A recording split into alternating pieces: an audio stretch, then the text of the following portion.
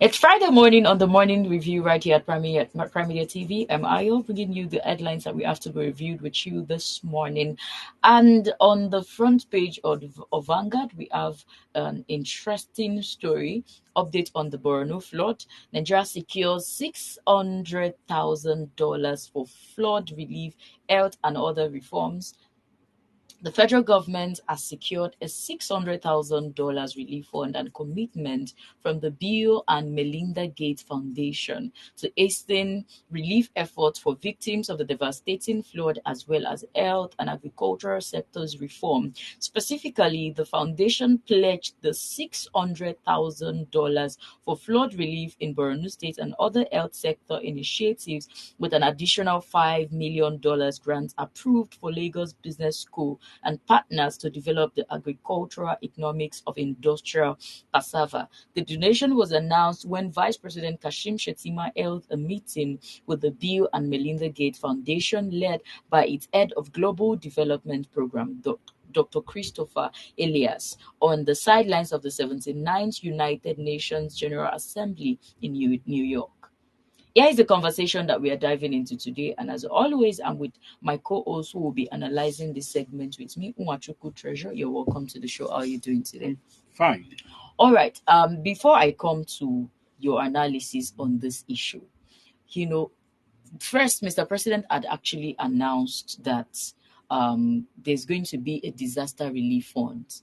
And as at the time that he announced that was earlier when the incident had just occurred, he said some things that really caught my attention. That even as at the time of speaking, he said he doesn't even know what to do to the situation. And we're wondering, by now, with the way the issue is, you should have thought about something, call on experts. And we understood that the essence of the disaster relief fund is actually to take care of all of those responsibilities. But then we have a relief fund now that is not coming from the government.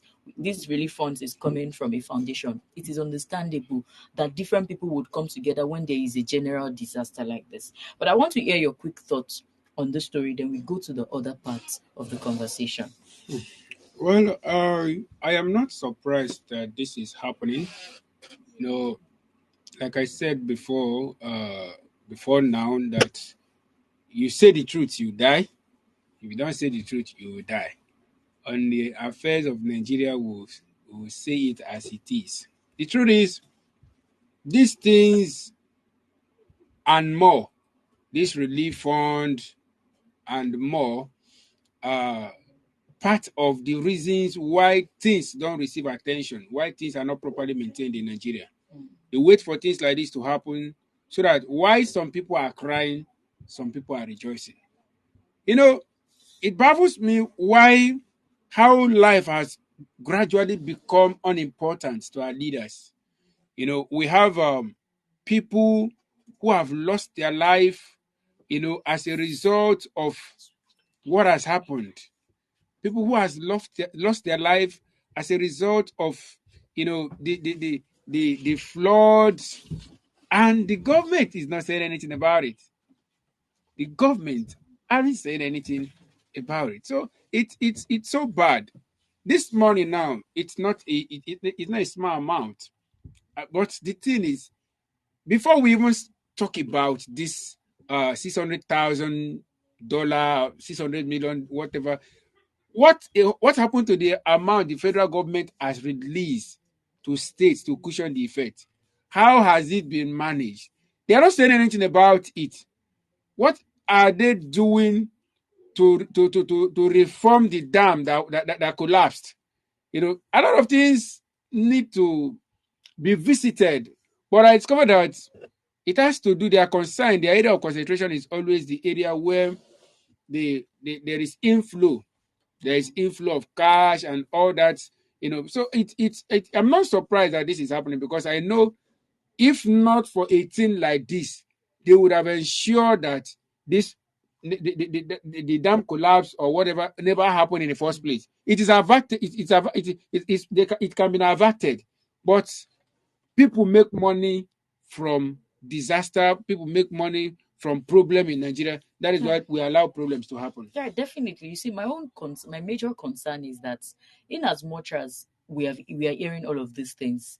Yes, we understand disaster relief funds. It is meant for you to do all of these renovations, take care of all of these things. In as much as these people want to be accountable enough to let Nigerians know that okay, all of these donations are coming in, at least it is disaster relief fund for something. Let us as well hear that as we are hearing this relief fund has been released, we also want to hear that okay, we have started all of this planning. The water evacuation, I'm not sure we've heard much about it. If the water has actually evacuated the whole community completely, you want to create disaster relief. And I can see here that they partnered with a Lagos Business School to build, I think to do some farming, whatever, and all of that. I think by now it is meant all of the money that has been contributed so far. United Nations made donations, several other foundations has made, individual persons has also made contribution. Even the and federal so government far, have dished out whooping amounts. And so far, what we have heard is, what we are seeing so far is that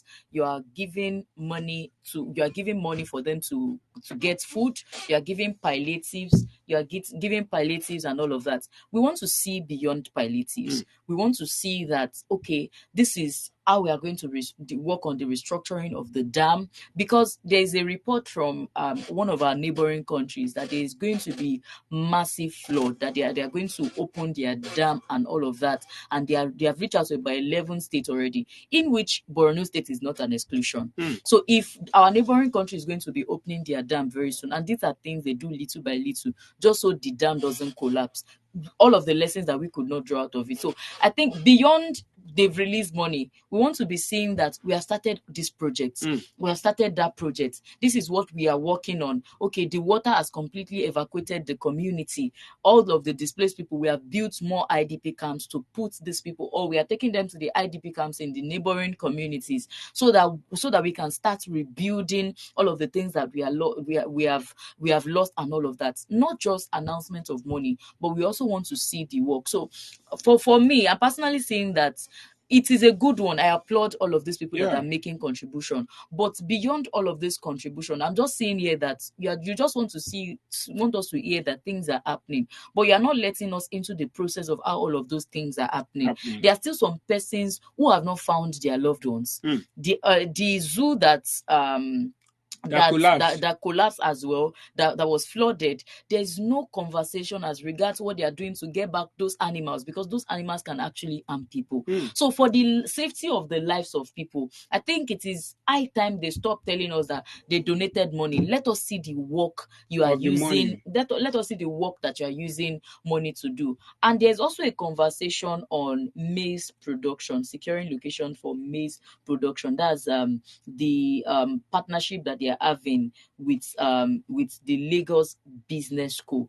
For now that some of the environment is still flooded with water, how do you see all of this? How do you see the development on farming in Borno State? Do you think they are going to make use of the previous how am I going to put it? The previous system of farming where you go to the farm, because the ground is still very flooded. You have to spend so much money on fertilizers, on the how do they call it? There's a particular name they call it. If I'm able to get it, I'll mention it. So do you think they're still going to make use of the old system of farming, or maybe this will teach them a lesson to do a new method of farming? The thing is that talking about farming in a time like this in that place, judging from the condition of the place currently, I don't see how realistic that can be. All right, there was no farming there before the flooding.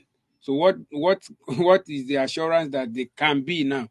The thing is, I even have a problem with this fund, this relief fund and all that. The amount these people has released, $600,000 is a whooping sum. And these people, they tell us about all this money. They don't tell us about some of the conditions attached. I think it is just a donation. Really? It is. I It's press just so. a donation. I press so. So it will not be that because Nigeria is owing a lot already. So it will not be that in the long run they will say Nigeria is owing this organization, Nigeria is owing that country, and they will start sharing the debt, because we are already owing a lot. Like you said, there are so many things we should be hearing, not even farming. they can't farm in that place for now, Yeah. honestly speaking. So a lot of things need to be destroyed. Public facilities, government facilities were destroyed, Mm. private facilities were destroyed, businesses, markets were crushed, So a lot of things need to be touched before they talk about. Now is not the best time to be talking about farming in that place, because we know that currently they've not even given us update, like you said, about Mm. the evacuation of the flood, the what, and in the community. They've not said anything. So how, on what ground are they going to Yeah. embark on farming? So I don't think, in as much as they give that as part of what they intend to do with the money that have been received, but we know that, judging from the situation, that place currently is not suitable for farming. All right. So in another development, our attention on the front page of Channels TV, still on Borno State, because I'm asking, we have $600,000 at Dollars. hand already, and we've not utilized it as expected. We've not been seeing infrastructures put in place. But then the federal government is seeking more support for flood victims. The vice president representing President Bola Tinubu on the ongoing 79th session of the UN General Assembly was welcomed to the UN building by the UN Deputy Secretary General Amina Mohammed, with whom he had a brief meeting following his discussion with the UN Secretary General. During the interactions, Vice President Shetima emphasized the urgent need for relief efforts to address the devastating effect of climate change and drew attention to the urgent need for assistance in addressing the recent damages suffered by residents of Borno State in northeast Nigeria. He acknowledged the effort of the United Nations, calling for increased support in stabilizing an economic community of West African states, ECOWAS region, and implementing enduring coordinated relief plans for flood victims across Nigeria. So apparently, what this report is all about is that they need more More money. support funds to be able to rebuild the More state. money, not support. When you talk about support, sometimes support can be inviting experts on how do we, there is money, but how do we go about this into getting it done in the best way? But the support could be calling on people to brainstorm on, experts. So what they are concerned, all they are talking about is more money. And the problem is, there is money at hand already. What has been done with what is available? You get started, let the people see what you are doing, the effort you are making willingly. Like you said that this the 600 million, $600,000 is a donation from an NGO. Fine. If these people can donate this without seeing what is being done already, I believe if the federal government should embark on something that, of course, the world can see, without an request, without any form of request, people will willingly support. So, to me, I see this as some people have taken advantage of this as usual to make money. They have taken advantage of this to ensure that, and it is a problem. I keep on saying this thing could have been averted, Yeah. but because some people are waiting for it, for a time like this, for a thing like this, so that they can make money, so it becomes an opportunity for them. That is why they ignore the warning, they ignore the signs, and then allow this thing to eventually occur. So I'm not seeing these people as seeking for support, but seeking for more money. Yeah, definitely. So I'm seeing something here that about 70% of people in IDP camps are now finally going back to their homes, which means that I would like to see that all of these relief funds that we are hearing, it also goes to the people who lost a lot of properties. Cars were lost, personal properties were lost. Some people lost their homes, some people lost their shops. So I want to see that included to all of these relief funds that we are hearing about, all of these donations that we are hearing about. I want to see that included to these donations, they also include all of this infrastructure they are rebuilding. They include the need of the people who have lost property, who have lost businesses. Because I'm seeing that if 70% of people are going back to their homes, what do they want to go and meet? The truth is, Because the building has been submerged under the water for days. it's not even Is it safe. safe for them to go back to? Because me, I'm actually expecting that some things will be rebuilt, like some of the schools. You see, we saw a lot of schools, a lot of bridge that was covered up. How sure are we that those things are safe? So before you can throw people back into their They need to run homes, a test, you need safety to you test. need to be ensure that the place they are going back to is safe. We don't want to hear that people went back to their homes and the houses collapsed. Mm.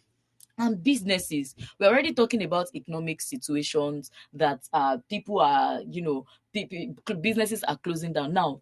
Water has taken away these people's houses, has Mm. taken away their businesses. So as you are collecting this relief fund, you can actually don't give them palliative.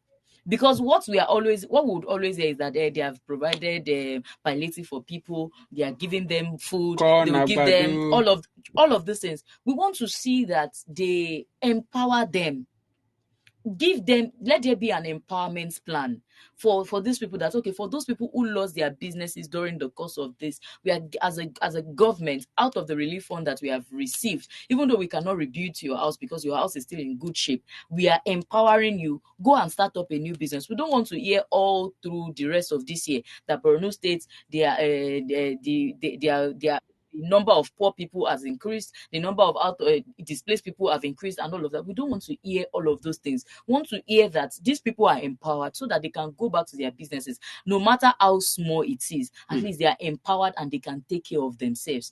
And also, I think it is also a good time for the government to build infrastructures. Before we even go into talking about building infrastructure, I have an issue with this. Is it over 70% of people returning back to their homes? How true is that? Because to me, I believe Nigerian government, Nigerian leaders, our rulers, our leaders, whichever one, have lied to us so much that if we don't see, we shouldn't even believe. How are we sure that this thing they are telling us is true? Things like this, on the basis of accountability, there should be video evidences. So that, yes, okay, these people owe, or why they are in their places, they should be interviewed. That let's hear from these people. Yes, okay, we were in the IDP camps, but now we are back to our base, we are back to our houses and all that. Because there is tendency of somebody coming to claim what is not true, just for people to believe that the money they are receiving are being spent on the purposes. How do we know that these people are well treated, even in the IDP camps? How do we know that they are feeding well? How do we know? So I'm finding it difficult personally now, based on what we've been seeing from this our government, our leaders. I'm finding it difficult to believe that it is true that 70% or over 70% of the displaced persons are back to their houses. Now, talking about infrastructure, things that could have been done, at ease, without this additional problem, and it was not done. There were opportunity, there were room, there were reasons, every opportunity for infrastructure to be given attention in all these places, and nothing was done. And now that there is additional problem, honestly, I see that as in as much as it's not absolutely impossible, but because of the system of government we have, by the time, do you know what it will take them to attend to the effects of this flood in all this in the affected states, rebuild like, the prison, the zoo, the dam itself, to rebuild it, to it will cost a whole lot. It will take a lot of time before you talk about infrastructure. So it Nigerian leaders, our government, their attitude towards problem is the reason why we keep having problems upon problems. They don't they don't take action to ensure that problem does not escalate or that problem does not come. And when there is any problem at all, they don't give it the attention needed to ensure that it does not escalate. So it's the reason why we are where we are today. Infrastructure now, I don't see it as an achievable thing under this the leadership we have. All right. So let's quickly have this conversation on if what we should be expecting in Borno State is infrastructure repair or infrastructural rebuild. Some of these facilities that were submerged under the water, should we be talking about repairing them so that we don't have a repeat of the Alao Dam, or they should rather rebuild them, which is going to cost more? When you talk about cost more, it's better it costs money that it costs life. All right, like this allowed dam collapse, or it has led to loss of lives. No amount is what any no amount is too much to be spent to avert the disasters that can claim lives, right? So I believe, like you said, this water, these buildings and these infrastructures has been underwater for so long. So there is no assurance that they are safe, except we have a body that can actually run safety tests on all this building, the bridge. We have people who can, there are techniques that can be used to ascertain this, the strength, how strong these things are, if they can actually still take, people they are usable. All right. So if that is done, then the repair can work on those areas. But in a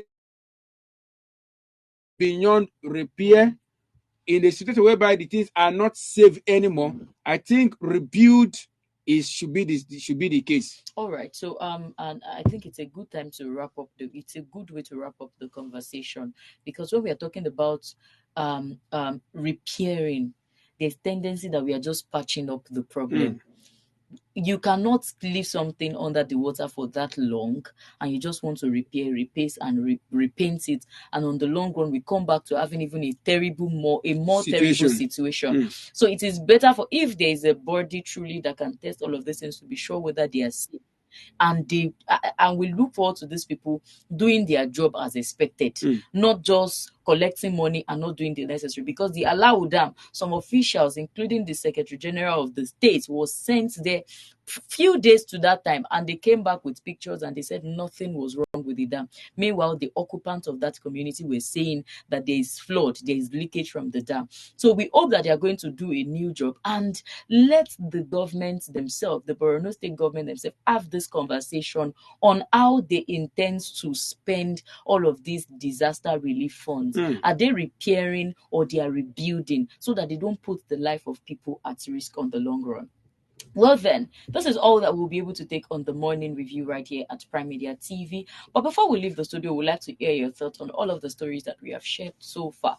We'd like that you share your thoughts with us in the comment section of whatever platform that you are watching us on. Facebook, we're Prime Media TV; on Instagram and TikTok, we're Prime Media Studios; on the website where you're currently watching us, we're enginespeak.com. You can do well to follow us on our YouTube channel at Prime Media TV. I am Ayo till I come your way again next week. Do have a great weekend.